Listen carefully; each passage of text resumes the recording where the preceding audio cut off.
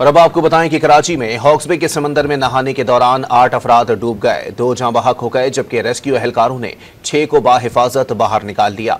मजीद जानते हैं don news के नुमाइंदे बिलाल खान से। बिलाल, डूबने वालों की हालत कैसी है?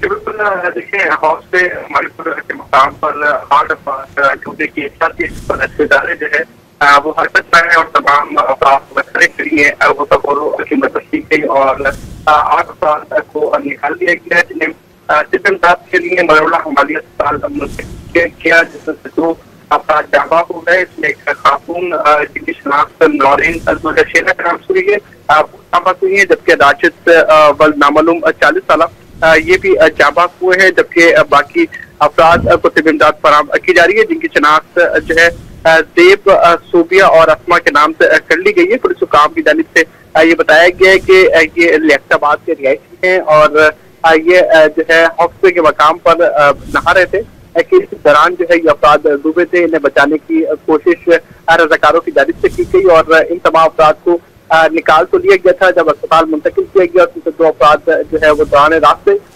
दम तोड़ गए, जिनकी शनाख्त हो चुकी है और ये तमाम तर अफराद जो है वो लियाकताबाद के रिहायशी बताए जाते हैं। जी, बहुत शुक्रिया मोहम्मद बिलाल अपडेट करने के लिए।